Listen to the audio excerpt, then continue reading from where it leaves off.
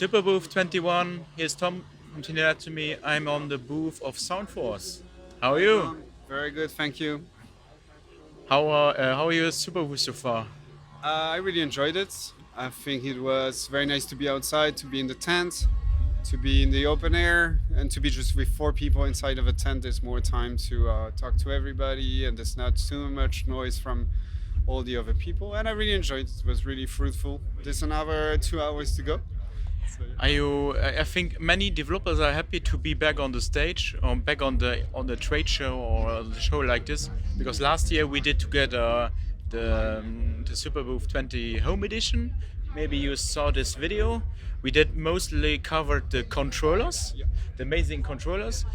Is there an update you want to share with your? Yeah. Yeah, definitely. So I've been a bit late with the Jupiter-8 controller that we discussed, and I showed some updates.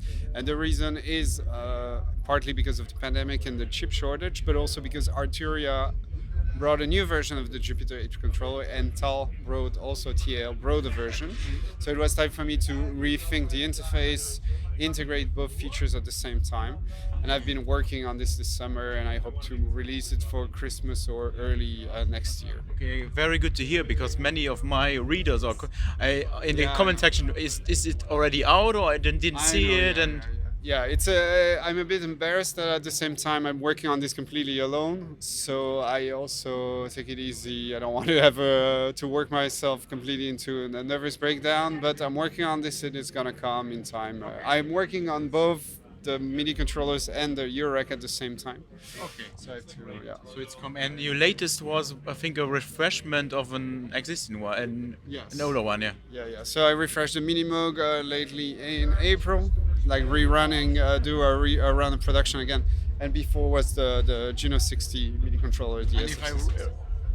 remember all your controllers back in the days, they were completely different designs with other materials. I think they are raised a lot of in quality. Yeah. So before I used laser cut plexiglass that was screen printed, and you basically put together like a little puzzle. Now it's really sheet metal enclosures with powder coats and spacers that weld in, and it's all, yeah, the quality it's as nice as I can make them. And they are hand built, I think, yeah. Mostly a good part of it. Yeah, so the final assembly, I do it, the testing and the shipping. A lot of it's handwork. I use automation and SMD manufacturing as much as I can until the last moment.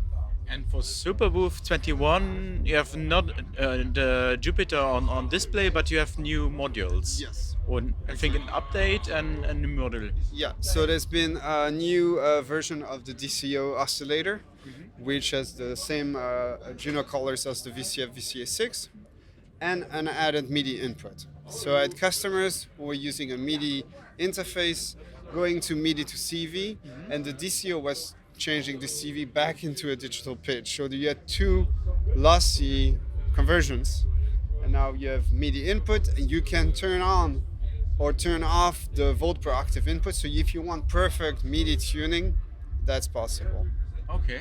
which is really cool. For some users, that's what they want. And I think you have a little obsession with Oh, yeah. with the Jupiter 6 or 60, Juno Juno 60 and Juno 106.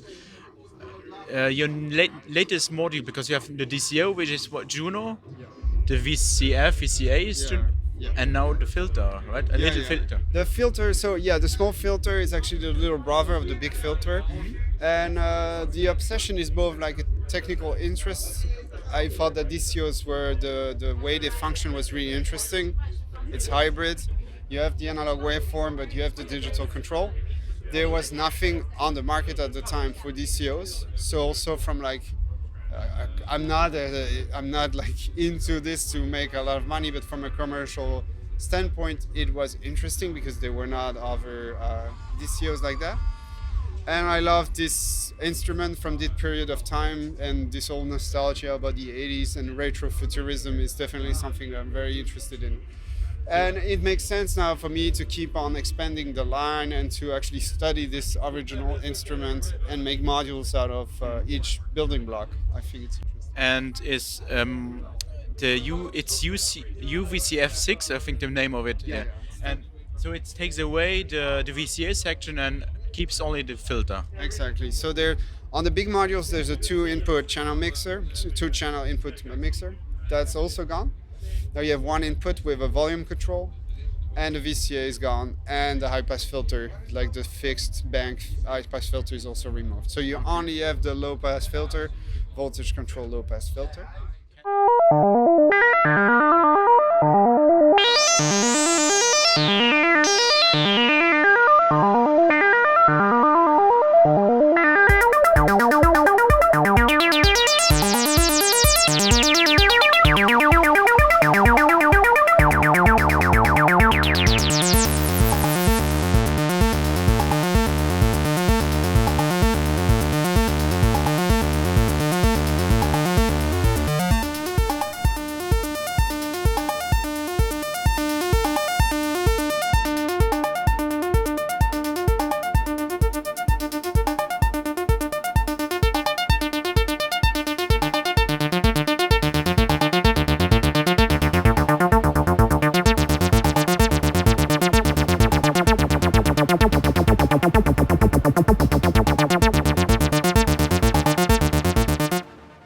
So Soundforce stays in his domain. It remains Juno style.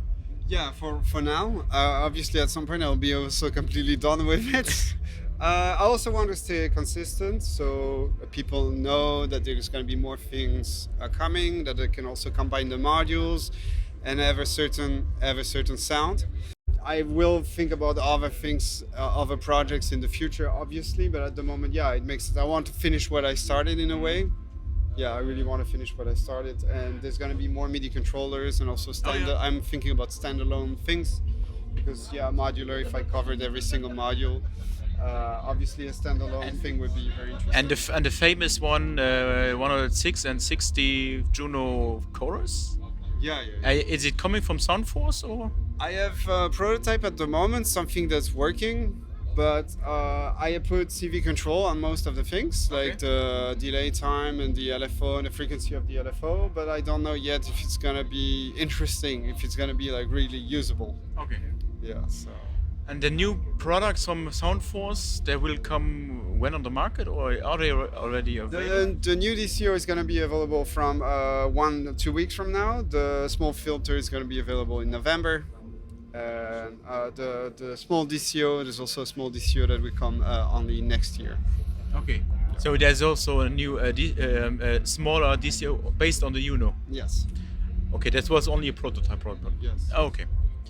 Okay.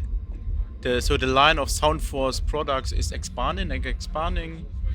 I remember your starting point with the controllers, and now this. So it becomes more and more and more, and it's good to see. Yeah, very good to see. Really. Okay, then I wish you good last minutes or an hour from the Superbooth 21. I wish you good luck with your modules, and big thanks for watching, and hope you see you again very soon in one of the next SYNTH Me videos. Bye! Thanks.